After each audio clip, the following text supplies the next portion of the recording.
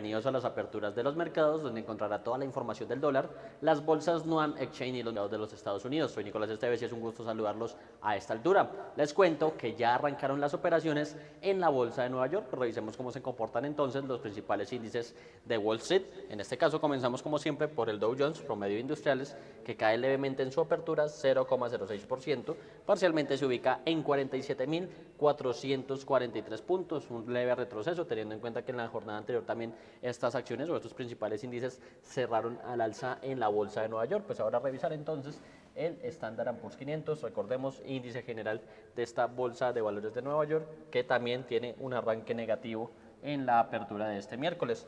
Por ahora cae 0,13% con un poco más de fuerza que el promedio industrial Dow Jones, y este Standard & Poor's llega a ubicarse en 6.818 puntos en su apertura. Ahí vemos también un Standard & Poor's que en la jornada anterior tuvo un comportamiento positivo, pero pues que ahorita básicamente la referencia que está recibiendo a nivel macroeconómico es lo que está pasando en materia de perspectivas de recorte de tasas de interés en torno a diciembre y el informe de empleo ADP que ya les estaremos ampliando en un momento.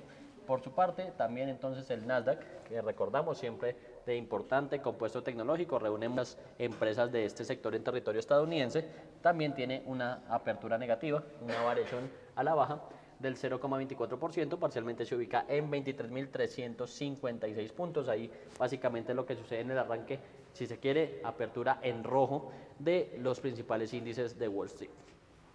Les cuento que las acciones de Estados Unidos operan a la baja este miércoles, mientras los inversores analizan las perspectivas económicas del país. El movimiento ocurrió pese al reporte ADP, que indicó una caída de 32.000 empleos privados en noviembre, frente a la expectativa de un aumento de 40.000 puestos de trabajo. Pese a la lectura negativa del mercado laboral, los operadores consideraron que la debilidad del empleo podría respaldar un recorte de tasas parte de la Reserva Federal en su próxima reunión. El sentimiento también estuvo influido por el rebote del Bitcoin, que volvió a subir tras su mayor caída desde marzo y negoció, en este caso, por encima de los $93.000. Las acciones tecnológicas impulsaron al mercado durante el martes con avances de empresas como Nvidia, y en el premercado de este miércoles, ahí cabe recordar que Marvell Technology subió más del 9%, impulsada por sus proyecciones de crecimiento de centros de datos. American Eagle también ganó más del 13% tras el proyección anual. Los inversores valoran la posibilidad de un rally de fin de año, teniendo en cuenta que diciembre suele ser un mes positivo para las acciones estadounidenses. Además, noviembre fue un mes débil del mercado por toma de utilidades en empresas con valoraciones altas, según Hon Sun Won, estratega de renta variable de Wells Fargo. Los resultados vinculados a la inteligencia artificial podrían seguir siendo sólidos según el analista. También indicó que algunos sectores rezagados comienzan a mostrar mejor dinámica y mayor poder de fijación de precios, y señaló que no considera que el mercado se encuentre en una burbuja actualmente. Ahí básicamente lo que sucede en territorio estadounidense, y mientras entran en operación las bolsas de la región, hagamos un repaso a cómo abrió el mercado cambiario colombiano, refiriéndonos al comportamiento del dólar versus el peso local, que ya también tiene noticias. Recordemos un mercado que va entre las 8 de la mañana y la 1 de la tarde y que pues básicamente ya lleva aproximadamente hora y 34 minutos de operación. Hoy tuvimos un arranque sobre las 8 en punto de la mañana, se cumplió a los operadores, y una apertura sobre los 3.807 pesos con 50 centavos. Si tenemos en cuenta que el cierre en el spot de la jornada de ayer o del martes fue de 3.808 pesos con 50 centavos, inicialmente tuvimos una caída de un peso. Vemos que básicamente lo que ha sido la debilidad del dólar en esta primera hora y media de operación ya lo ubica sobre los 3.780, es decir, ahí la noticia nuevamente es que rompió ese soporte importante de los 3.800 pesos, ya incluso baja con un poco más de fuerza y llega a los 3.779 pesos parcialmente. Comportamiento, si se quiere, a la baja, por lo menos en este inicio de jornada, tras ese ADP que ya ahondaremos en qué se traduce para los mercados a nivel internacional. En promedio, la divisa en territorio colombiano opera parcialmente con un promedio de negociación de 3.788 pesos con 86 centavos, y hay que recordar que la tasa representativa del mercado que rige este miércoles 3 de diciembre es de 3.817 pesos con 66 centavos. Parcialmente pues estaríamos nuevamente volviendo al nivel de 3.700 si se confirma este movimiento a la baja también por TRM. En cuanto a los volúmenes de negociación, tenemos que se han transado $101 millones en un total de 547 operaciones, y la divisa ha fluctuado entre un mínimo de 3.778 pesos con 11 centavos y un máximo de 3.807 pesos con 50 centavos, que fue igual su valor de apertura al que hacíamos referencia en un inicio. A propósito de la apertura del mercado cambiario en Colombia, esto prevé Juan Pablo Vieira, de JP Tactical Trading, sobre el comportamiento de la divisa. El dólar sigue cediendo terreno a nivel mundial. Vemos al DXY respetando muy bien las zonas de techo, lo mismo en la región, en México, en Brasil, en Colombia estamos buscando zonas de soporte. En Colombia la gran ventaja ahora es que con el repunte hacia la zona de techo de los 3.820, 3.800, se nos vuelve una oportunidad de venta interesante para los exportadores, para hacer monetizaciones, para buscar ese momento adecuado para ir haciendo ventas en el mercado, aprovechando que a nivel global y en la región el dólar está corrigiendo con fuerza ante las expectativas de reducción de tasas de interés el 10 de diciembre por parte de la Fed, donde ya prácticamente el 90% del mercado está esperando una reducción de 25 básicos. Eso ha hecho que el dólar a nivel global venga cediendo terreno con fuerza y aquí debemos aprovechar para monetizaciones ese repunte momentáneo de corto plazo donde nos estamos saliendo del resto de monedas de la región, del comportamiento normal en la región, precisamente por ese nerviosismo que ha generado las últimas encuestas donde el candidato de extrema izquierda va liderando, va liderando la campaña presidencial. Esto ha generado un nerviosismo muy grande dentro de los inversionistas y ha generado una cobertura en dólar importante. Y esa es la presión alcista que venimos viendo en los últimos 2 días. Entonces tenemos que estar muy atentos a esto. Corrección que tengamos hasta hacia los 3.700, nos reactivaríamos. Bueno, y con esa previsión que nos hace Juan Pablo, ahora revisaremos el dólar, pero en el plano internacional. Recordemos, medido a través de XY, indicador que mide la fortaleza de la moneda estadounidense frente a una canasta de principales pares, que incluye, por ejemplo, el euro, el franco suizo, el yen japonés, la libra esterlina, que son los más importantes y los que más pesan dentro de este indicador a nivel internacional. Revisar entonces este DXY, que de momento tiene una variación positiva. También tenemos noticia por acá, cae 0,37% y parcialmente, oigan, se ubica en 98,97 puntos. ¿Qué quiere decir esto?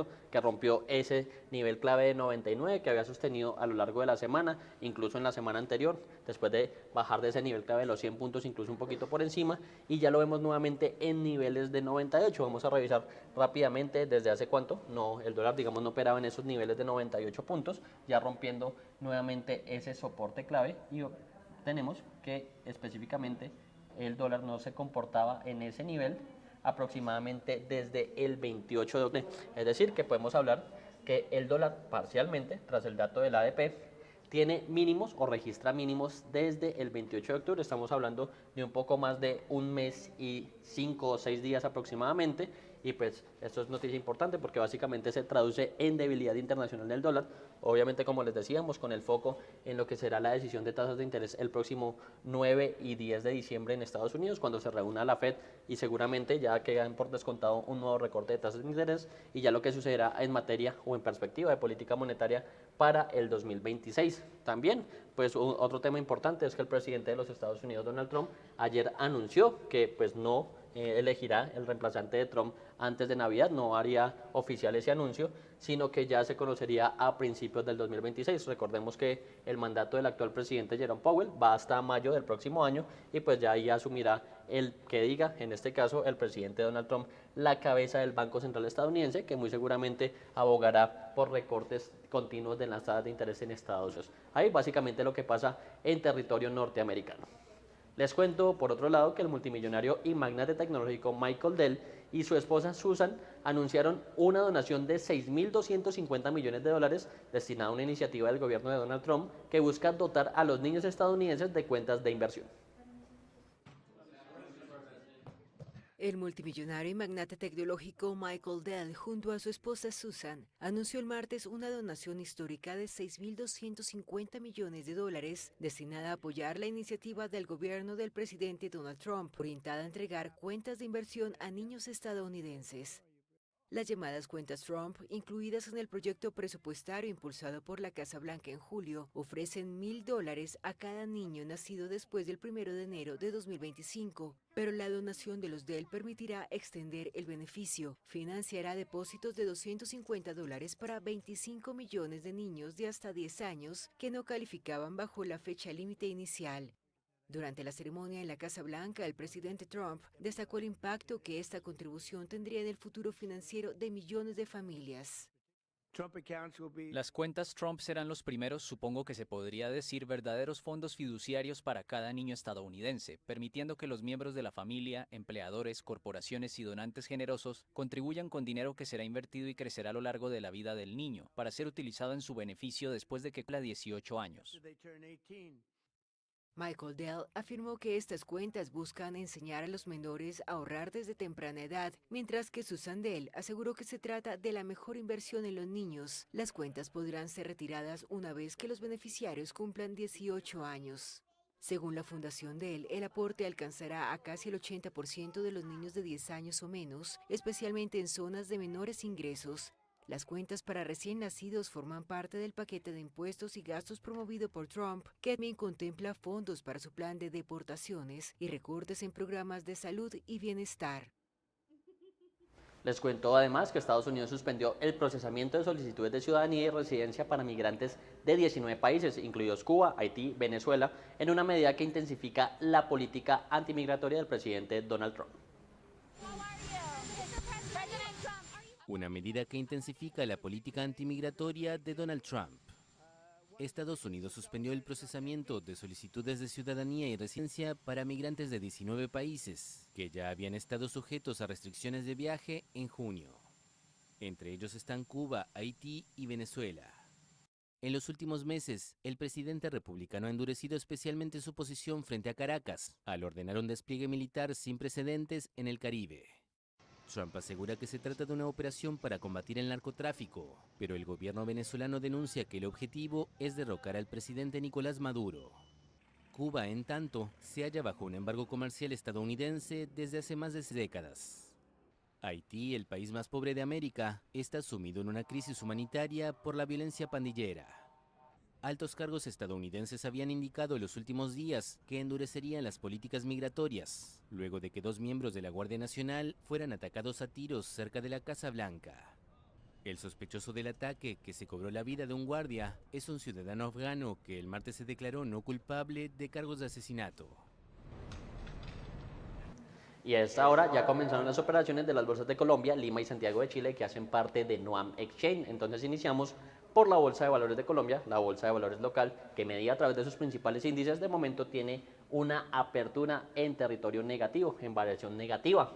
En este caso comenzamos por el MSCI Colcap, principal índice de referencia internacional de esta bolsa de valores colombiana, que parcialmente cae 0,11%, se ubica, eso sí, en 2.113,37 puntos. Cabe señalar que en la jornada de ayer este principal indicador bursátil colombiano cerró por primera vez en la historia en el nivel de 2.100 puntos. Ayer logró consolidarse, digamos, por encima de esa cifra y pues ahorita vemos un leve retroceso, pero sigue manteniendo el nivel de 2100 que resulta histórico para este MSCI Colcap. Por la parte del Colir también tenemos un leve retroceso, 0,08%, parcialmente se ubica en 1.365 puntos, también un Colir que está, digamos, siempre muy cercano a esos máximos históricos y que si se tiene en cuenta su nivel, que ha mantenido sin problema el de 1.300, eso sí, con un leve retroceso durante la semana pasada, un nivel incluso de 1.290, pues sería buscar entonces niveles de 1.400 en torno al final del año. Ahí es básicamente lo que sucede en materia de los índices y pues revisar entonces básicamente cuáles son las acciones que justifican ese movimiento a la baja inicialmente. Vamos a refrescar rápidamente aquí con la variación porcentual que tenemos en este momento sobre, en este caso, las acciones negativas, y comenzamos con las que más caen, en este caso la acción del Éxito, que pierde a esta altura 1,20%, parcialmente se ubica en 4.525 pesos, tiene una caída de 55 pesos en este momento la acción del Grupo Éxito y el que más cae de momento en la bolsa colombiana. Le sigue la acción ordinaria del Grupo Cibes, pierde 0,74% y llega a 67.500 pesos. La acción preferencial del Grupo Sura también retrocede, en este caso 0,26% y llega a los 45.960 puntos. Arriba vemos un poco a la acción de ISA, Interconexión Eléctrica, que se devuelve 0,54% y llega a 25.600 pesos. Por su parte, la acción preferencial del Grupo Cibes también pierde 0,13%, ya algo más leve, y llega a los 61.180 pesos y cierra ese top, si se quiere, top 6 de las acciones que más caen a esta altura, la acción preferencial de la Vivienda Group, que se devuelve 0,07% y llega a operar parcialmente en 30.380 pesos ahí. Las acciones que más caen, y ahora vemos las que tienen comportamiento positivo en el arranque por lo menos, y lidera de momento la acción de preferencial del Grupo Aval, que avanza 1,28%, parcialmente se ubica en 794 pesos por acción. Le sigue Ecopetrol, avanza 0,79% y llega a los 1.905 pesos.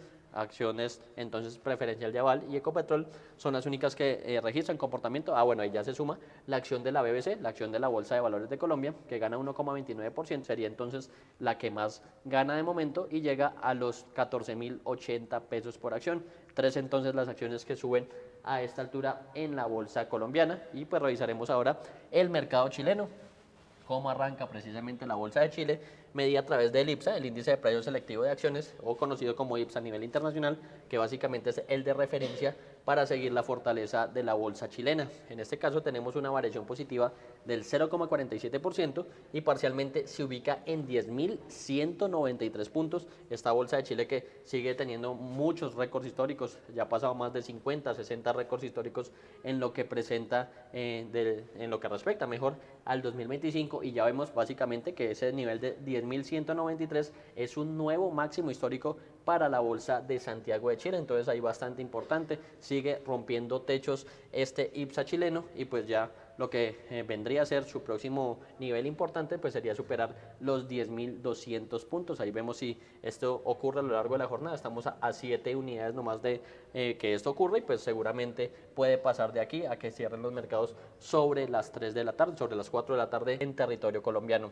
Ahí básicamente entonces comportamiento positivo en Chile, y revisaremos qué sucede en materia del mercado bursátil peruano. Recordemos, medido a través de su principal índice, el MSCI NUAM general, que de momento también tiene un avance positivo del 1,03% en este caso, sube con un poco de fuerza en su apertura y llega a 39.624 puntos, un índice peruano que también está buscando máximos históricos, está muy cerquita, si no es porque ya con ese nivel de 39.624 lo logró, y básicamente recuperó pérdidas que había tenido durante el mes anterior. Recordemos, alcanzó a operar incluso en niveles de 37.000, un poco lejos de estos niveles récord que estamos viendo, y ya nuevamente en las últimas jornadas, que han sido bastante positivas para el mercado peruano, vemos que ya recuperó con fuerza nuevamente ese nivel histórico. También entonces revisar el MSCI NUAM Select, que reúne las 15 acciones más liquidas del mercado peruano y que sube 0,86% en este caso hasta los 1.023,95 puntos, también un nivel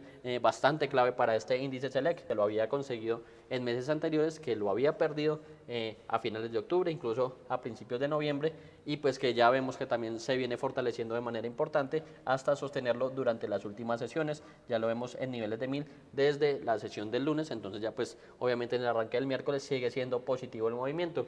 Tenemos movimientos al alza en Perú, en Chile, y apertura negativa en Colombia para un comportamiento mixto de la integración NUAM. Volviendo a los mercados de los Estados Unidos, les cuento que los rendimientos de los bonos del Tesoro caen durante este miércoles después de que los datos de nóminas privadas mostraran una contracción inesperada. ADP informó que las nóminas privadas se redujeron en 32.000 puestos de trabajo durante noviembre. Los economistas encuestados por el Dow Jones esperaban un incremento de 40.000 puestos en lo que respecta al mes anterior. Los datos de noviembre también marcaron una disminución significativa respecto del aumento de 47.000 observado durante el mes anterior. Se espera que el informe de nóminas refuerce la probabilidad de que la Reserva Federal recorte las tasas de interés en su reunión de política monetaria durante la próxima semana. Por su parte, el PMI de servicios del ISM también se publicará durante la jornada de este miércoles. Otros informes que se dan a conocer esta semana incluyen las solicitudes iniciales de subsidio por desempleo, que como es tradicional se conoce el jueves, y el índice de gasto de consumo personal retrasado para septiembre, que será publicado el viernes. En ese contexto, principalmente ya de datos económicos, ya un mercado que tiene muchas más referencias. Recordemos que hubo un cierre del gobierno federal de 43 días y pues que a partir de que se levantó ya tenemos básicamente datos de referencia en materia de empleo, de crecimiento económico y de inflación, como será el caso del viernes. En este caso, pues todo eso llega a afectar la deuda pública, el comportamiento que tienen los bonos del Tesoro, y revisamos como siempre el bono de referencia a 10 años, que ayer incluso tenía una relativa estabilidad si se quiere, pero ya tras el dato del ADP en territorio estadounidense vemos que cae a una tasa del 4,05% con una devuelta de 2 puntos básicos parcialmente, pues digamos que se ha mantenido muy cerca de ese soporte clave del 4%, incluso en jornadas anteriores logró romperlo, pero pues con todo el tema de expectativas de recortes de tasas está muy volátil, si se quiere, este movimiento de la deuda pública estadounidense. Recordemos que en este tipo de mercados siempre hay un comportamiento inverso.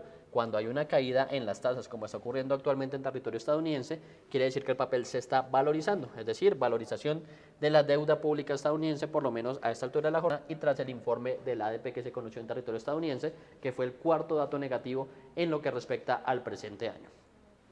En otro de los mercados importantes, les cuento que los precios del petróleo suben más de 1% este miércoles, después de que Rusia dijera que las conversaciones con funcionarios estadounidenses en Moscú no lograron llegar a un compromiso sobre un posible acuerdo de paz con Ucrania que podría haber aliviado las sanciones al sector petrolero. Rusia y Estados Unidos no lograron llegar a un acuerdo después de una reunión de 5 horas entre el presidente ruso Vladimir Putin y los principales enviados del presidente estadounidense Donald Trump, dijo el gobierno ruso durante el miércoles.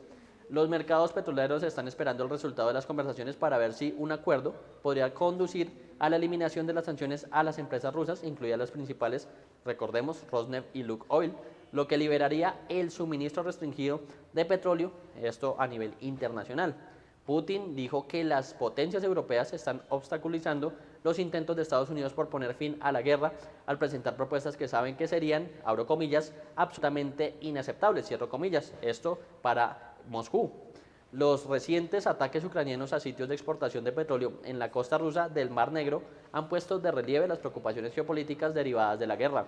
Ucrania también atacó a 2 petroleros sancionados que transportaban petróleo ruso en el Mar Negro durante la semana pasada. Putin dijo que Rusia tomará medidas contra los petroleros que ayuden a los países o que ayuden en este caso a Ucrania, lo que aumenta los riesgos geopolíticos.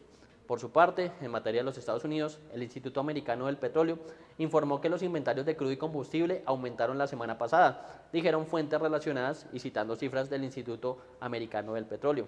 Las existencias de crudo aumentaron en 2,48 millones de barriles en la semana que terminó el 28 de noviembre. Los inventarios de gasolina aumentaron en 3,14 millones de barriles, mientras que los inventarios de destilados aumentaron en 2,88 millones según la entidad. Además, la Administración de Información Energética de los Estados Unidos publicará los datos oficiales sobre las reservas del gobierno más tarde durante la jornada de este miércoles. Bajo ese contexto, principalmente geopolítico y de reservas en Estados Unidos, pues revisemos cómo se comportan las principales referencias del petróleo, refiriéndonos al de referencia Brent y al de referencia europea, que recordemos son los importantes a nivel internacional. Comenzamos entonces por el Brent, hay que actualice rápidamente, como decíamos, en sesión europea, en sesión asiática, subía más de 1% y eso lo había mantenido, digamos, hasta hace algunos minutos.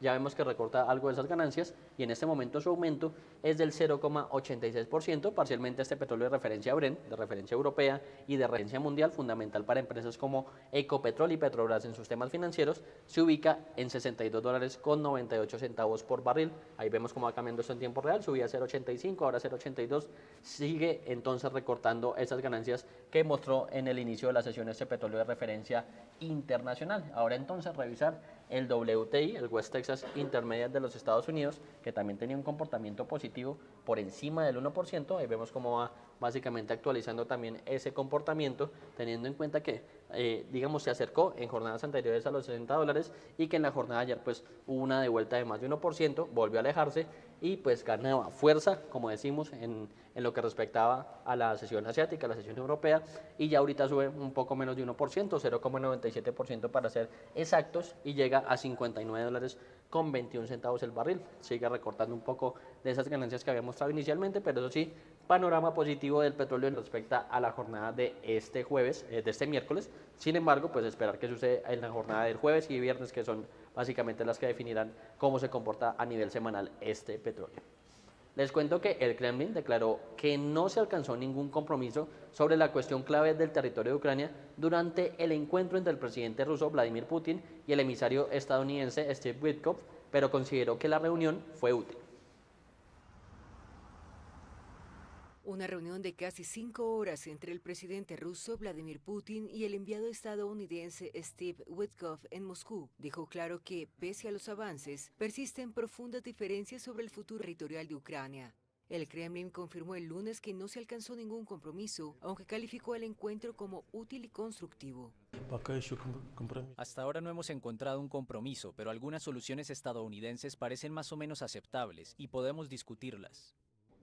Witkoff y el yerno de Donald Trump, Jared Kushner, discutieron en la capital rusa la propuesta estadounidense para poner fin al conflicto más sangriento en Europa desde la Segunda Guerra Mundial, un plan revisado en coordinación con Kiev.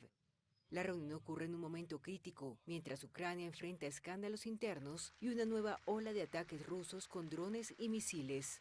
Durante una visita a Irlanda, el presidente Volodymyr Zelensky insistió en que cualquier solución debe respetar la integridad de su país.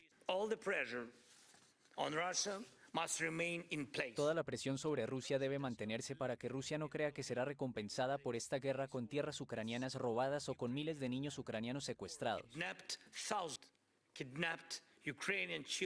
Kiev considera que ninguna decisión puede tomarse sin su participación. Aún así, Estados Unidos y Rusia podrían reunirse nuevamente con una delegación ucraniana este miércoles, posiblemente en Bruselas. Mientras tanto, Europa teme quedar al margen y que Washington y Moscú pacten concesiones que afecten su seguridad o fuercen a Ucrania a hacer concesiones injustas. En ese contexto, Putin reiteró su postura frente a Occidente. No estamos planeando ir a la guerra con Europa, pero si Europa quiere y comienza, estamos listos ahora mismo. No puede haber dudas al respecto. La única pregunta es, ¿qué exactamente? Si Europa de repente comienza una guerra con nosotros, creo que todo terminará rápidamente. Esto no es Ucrania. Con Ucrania estamos actuando de manera quirúrgica, cuidadosamente y con precisión. En el terreno, las fuerzas rusas lograron en noviembre su mayor avance en el frente ucraniano en un año, según el análisis de la AFP de datos del Instituto Estadounidense para el Estudio de la Guerra, que trabaja con el Critical Threats Project. También en noviembre, Rusia lanzó más misiles y drones en sus ataques nocturnos contra Ucrania que el anterior, con un total de 5.660 misiles y drones de largo alcance. Además, Israel anunció que los habitantes de la Franja de Gaza podrían salir por Egipto en los próximos días en virtud de una medida contemplada en el plan de paz estadounidense para Gaza. Los habitantes de la Franja de Gaza podrían salir por Egipto en los próximos días. Eso anunció el miércoles Israel, en virtud de una medida contemplada en el plan de paz estadounidense para el enclave. El organismo del Ministerio de Defensa israelí que supervisa las actividades civiles en los territorios palestinos precisó que la apertura del paso fronterizo de Rafah se efectuará en coordinación con Egipto y la Unión Europea. El ejército israelí tomó el control del lado palestino de este paso fronterizo en mayo de 2024, alegando que estaba siendo utilizado con propósitos terroristas y para la entrada de armas. Fue brevemente reabierto durante la tregua anterior entre Israel y Hamás, que entró en vigor el 19 de enero, lo que permitió el paso de personas autorizadas a abandonar Gaza y la entrada de camiones de ayuda humanitaria. Rafah es un punto de entrada crítico para camiones cargados de medicamentos, comida y combustible. Durante mucho tiempo, este paso fronterizo ha sido la principal puerta de salida de los palestinos de Gaza autorizados a partir de la franja, bajo bloqueo israelí desde 2007.